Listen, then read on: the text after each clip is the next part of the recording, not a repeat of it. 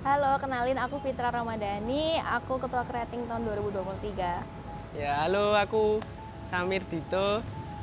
Ya, divisiku di sini jadi screening komite. Jadi ya kayak ngawasi teman-teman aja. Halo, perkenalkan aku Roro Amanda, aku sebagai Ketua Pelaksana dari Mahakarya 2023 yang memiliki nama Human. Kenalin, nama aku Maulana Heru Marendra, biasa dipanggil Hero. Saya sebagai Wakil Ketua Pelaksana. Nama aku Muhammad Zidan Nabiuroin, biasa dipanggil Zidan.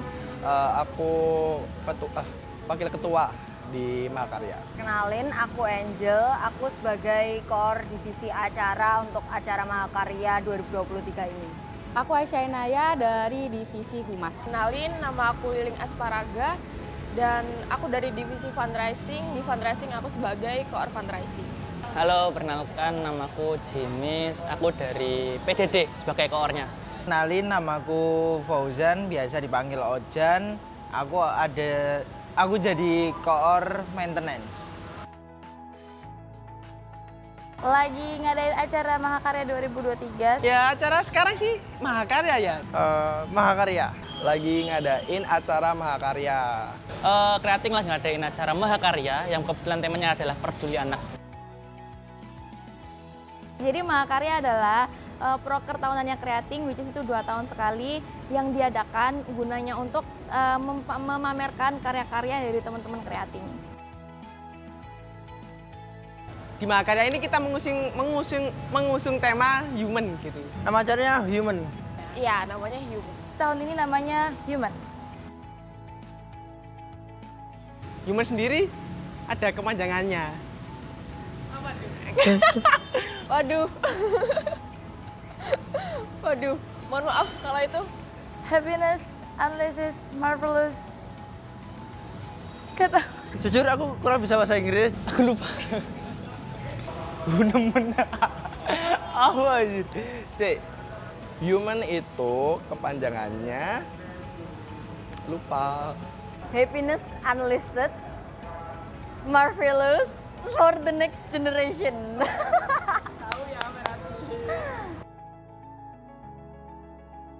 filosofinya itu kan human sendiri kan dalam bahasa Indonesia artinya manusia. Sedangkan kalau di Mahakarya tahun ini itu human sendiri itu kita selaku panitia, selaku pengada acara.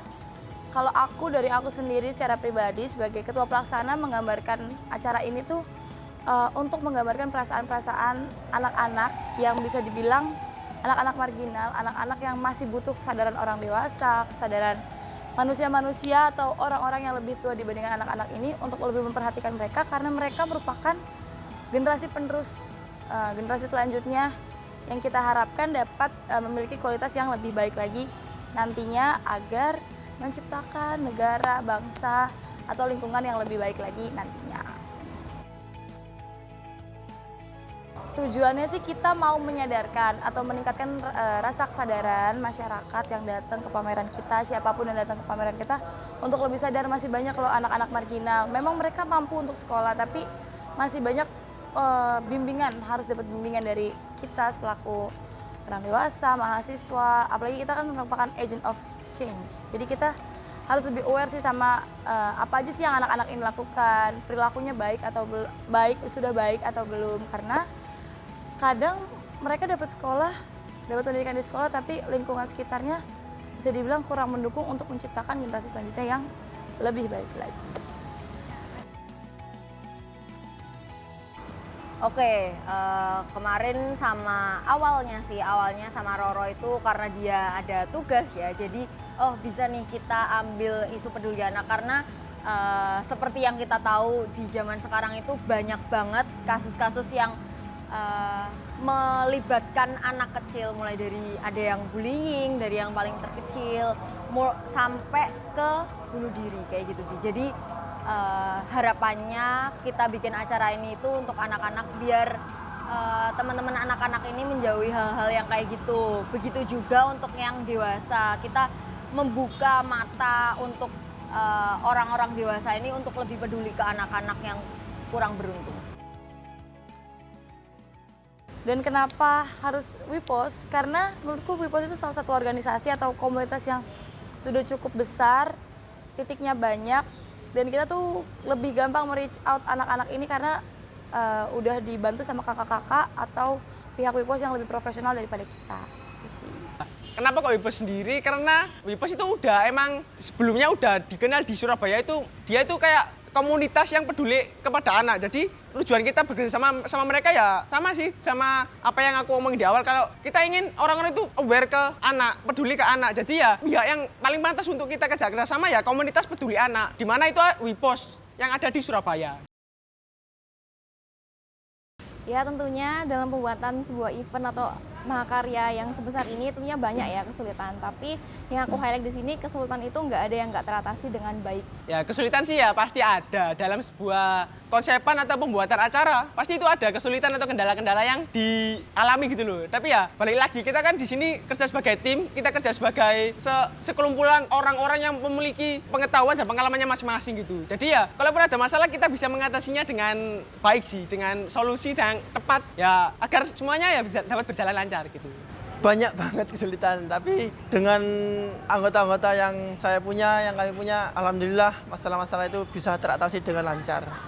Mungkin kalau kesulitan itu di ini ya, awal kita kan kerjasama nih sama beberapa eksternal, ada DKV UPN dan juga ada seni rupa dari UNESA juga. Jadi kayak kita tuh lama nunggu balasan chat mereka, sedangkan kita juga kadang diburu-buru sama acara, sama teman-teman yang lain buat kepastiannya tuh gimana. Apalagi waktu itu kita sempet kayak hampir di ghosting karena chat kita tuh cuma dibaca dari DKV UPN itu lama, tapi alhamdulillah dibalas dan kita berhasil menjalin kerjasama dengan baik. Kesulitan sebagai koor MTC, ya namanya acara pasti ada kesulitannya masing-masing. Cuman dari semua kesulitan itu alhamdulillah bisa dihandle ya. Jadi menurutku ya bukan kesulitan yang benar-benar sulit itu enggak. Tentu banyak sekali kesulitan dari divisiku sendiri, tentu banyak kendala-kendala yang divisiku alami, tapi itu alhamdulillahnya teratasi dengan baik sampai akhir.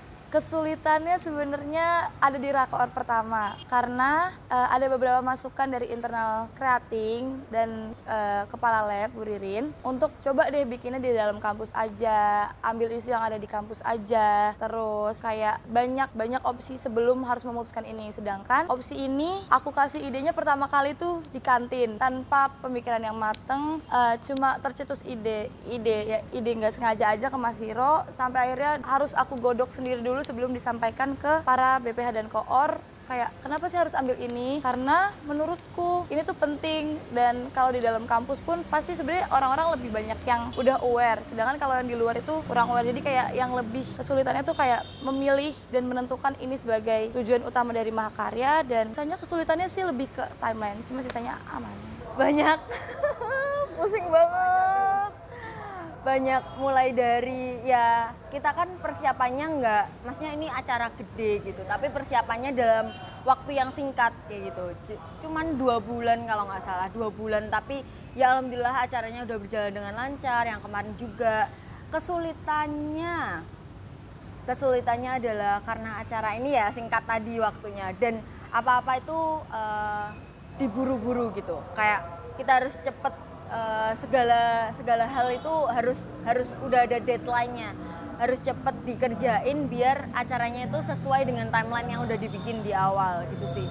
Tapi alhamdulillahnya karena ketua pelaksana kita udah punya timeline tetap dan rakor itu setiap minggu pasti dilaksanain, jadi alhamdulillahnya acaranya berjalan dengan lancar gitu sih. Seru sih, seru. Mahakarya tahun ini seru ya. Yang bikin seru adalah berbeda dari mahakarya tahun sebelumnya.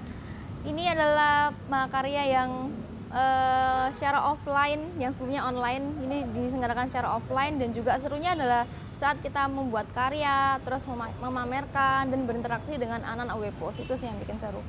Kalau ditanya seru apa enggak ya, seru banget. Jujur aja, aku di sini kayak ngerasain buat acara sebesar ini, konsepin acara sebesar ini kayak dalam setiap rapat, dalam setiap agenda yang ada itu kayak ada excited yang yang berbeda-beda gitu loh. Dan selalu bikin aku apalagi ya yang akan terjadi di kedepannya gitu. Apalagi hal-hal menyenangkan yang bisa aku lakukan sama teman-temanku. Jadi kalau dibilang seru enggaknya ya seru banget sih aku nganggapnya seru banget gitu sih. Seru. Serunya kenapa? Aku sih lebih kalau seru maksudnya kalau dikategorikan seru itu di day pertama karena kita harus berinteraksi, menahan emosi, harus coba olah emosi yang ada dalam diri untuk tidak dikeluarkan sembarangan ke anak-anak ini karena kita tuh harus terjun langsung ketemu sama anak-anaknya, berinteraksi langsung, main langsung. Gimana sih kita sebagai orang dewasa tidak mengeluarkan emosi yang mungkin ada keselnya, ada sedihnya, ada capeknya, tapi kita nggak boleh dikeluarin di depan anak-anak ini karena kita sebagai orang dewasa harus sebagai contoh untuk anak-anak ini gitu. Jadi kayak serunya karena harus tahan-tahan, harus sabar-sabar, tapi lebih banyak senangnya sih. Seru banget. Apa yang bikin seru ya ini bikin karya bareng, pusing bareng, ya sakit-sakit bareng, nangis-nangis bareng, ya gitulah pokoknya. Seru.